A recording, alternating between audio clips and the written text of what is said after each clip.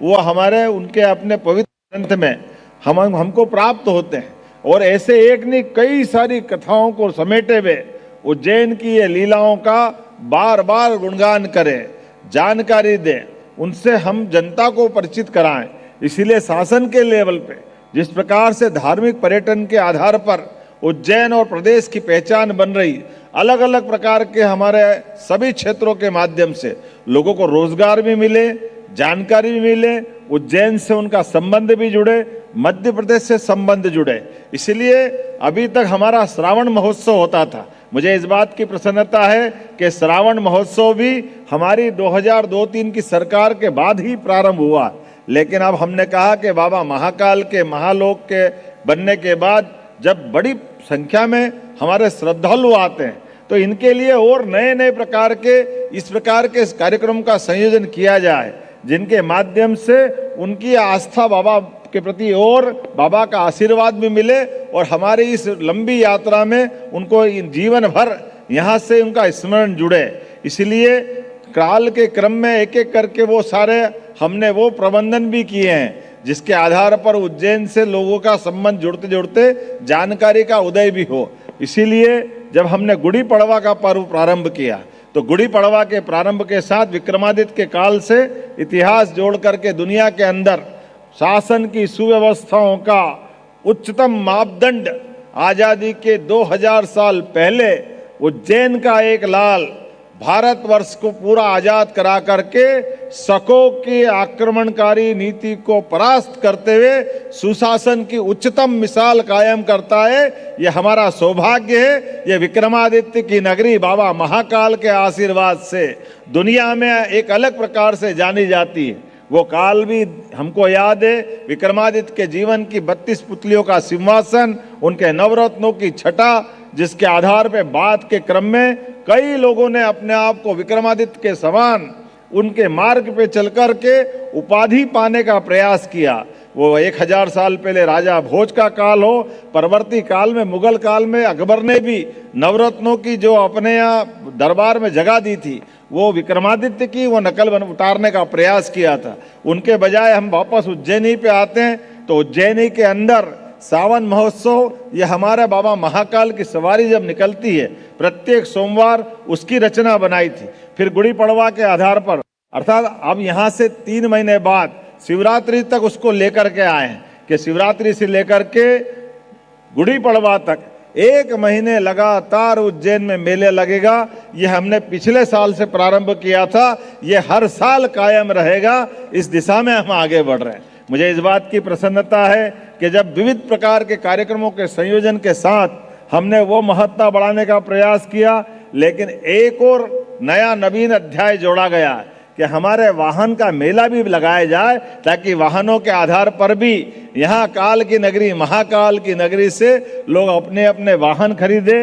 इसलिए ग्वालियर और उज्जैन में पुनः हमने ये मेले की छूट दी है ताकि इसका लाभ भी यहाँ आकर के यात्री दर्शन भी करे, आनंद भी ले और अपने वाहन को अगले साल के लिए, परिवार के लिए, कामकाज के लिए और विकास के मामले में साक्षी बने। उससे उसी के साथ साथ इस बार एक और नवीन अध्याय जोड़ा है। हमारे वन संपदा की बहुत अद्भुत धरोहर है। ऐसे में वन्य मेला एक तरह से भोपाल में लगता था, अब 5 दिन का वो मेला भी यहाँ दशहरा मैदान पे प्रारंभ किया जाएगा ताकि वनों की औषधि, च्यवनप्राश, सभी प्रकार के इलाज, बहुत सारे प्रकार से हमारे अपने वन्य जीवों के और वन्य जीवन में बहुत सारी चीज़ें मिलती है जिसका प्राकृतिक चिकित्सा से लेकर सभी प्रकार की जगह हम उसकी महत्ता महसूस करते हैं। तो उम्मीद कर रहे हैं कि ये मेले के क्रम में अब ये नया संक्रांति का मेला, क्योंकि संक्रांति ये तो वास्तव में बाबा महाकाल का ही आशीर्वाद है। जब आज हम देखते हैं 5000 साल पुराना भगवान कृष्ण का या महाभारत का वो युग, जब अपने शरीर के प्राण छोड़ना भी है तो भीष्म पितामह ने तीरों की सैया पे सोना मंजूर किया है। अपने प्राणों को अपने योग बल से हमारे शरीर भी अगर छूटे, कितनी पवित्र गीता और कितना अच्छा ज्ञान और सब प्रकार से हमारी सनातन संस्कृति की धारा में क्या क्या मिलता है। मृत्यु भी हो तो कैसी हो, जीवन भी हो तो कैसा हो, हमारे हाथ से काम भी हो तो कैसा हो। मृत्यु की कल्पना कब की गई? जब अंधेरा कम होने लगे और दिन का उजाला बढ़े, अर्थात जीवन में अच्छा काम करने का मौका मिले। और इसलिए उत्तरायण में लोग अपने शरीर छोड़ने की उस परंपरा को महाभारत के काल से जोड़ के देखते हैं, जो सनातन संस्कृति के हमारे उदय के साथ यहाँ के मानव के माध्यम से दुनिया में हमारी ये विशेषता गई। जब मैं आज के इस अवसर पर श्रावण महोत्सव के समान महाकाल उत्सव की शुरुआत कर रहा हूँ, तो ये सुंदर संयोजन है। हमारे बीच भारत के स्वनाम धन्य शंकर महादेवन बड़े कलाकार का आज शुरुआत का दिन उद्घाटन का हो रहा, जोरदार अभिनंदन करें उनके माध्यम से। वैसे तो शंकर महादेव महाकाल के नाम पे महादेव भी है, शंकर भी है। और एक और बात, हमारी अपने बाबा महाकाल का डमरू, ये हमारी वाद्य परंपरा में सबसे पहला वाद्य अगर कोई बना है संगीत का तो वो डमरू है। और डमरू की कल्पना भी बहुत सुंदर की गई।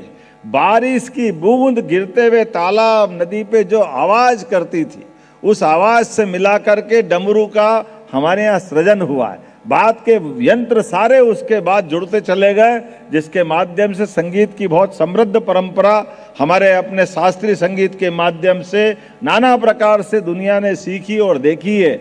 मेरी अपनी ओर से आज बाबा महाकाल के इस महोत्सव के शुभारंभ के अवसर पर मेरी शुभकामना भी है, बधाई भी है, और उम्मीद करेंगे कि ये क्रम लगातार बढ़ता जाएगा।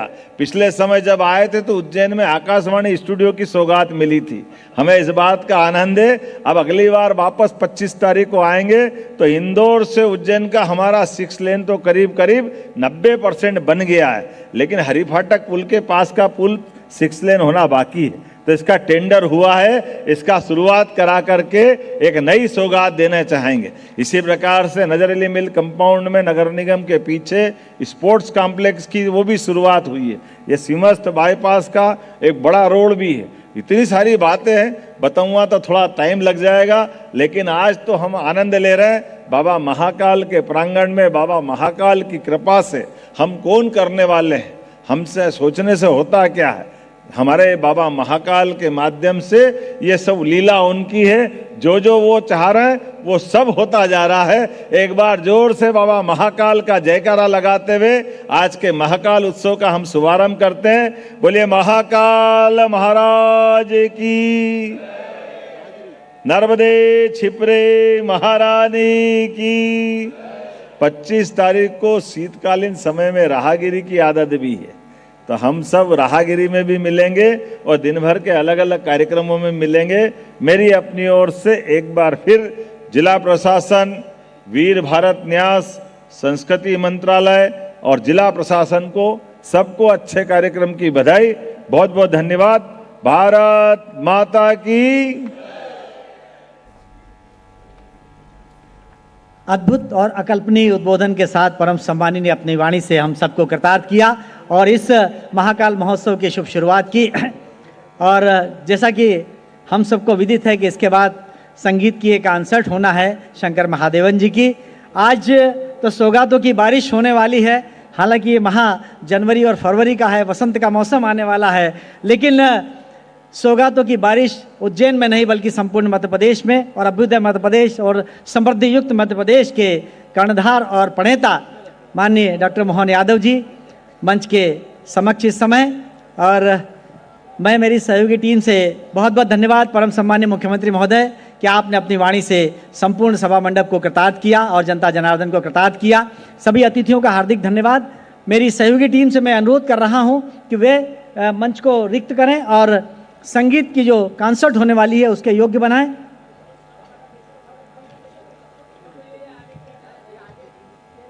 परम सम्मानी ने अपने उद्बोधन में बहुत ही अच्छा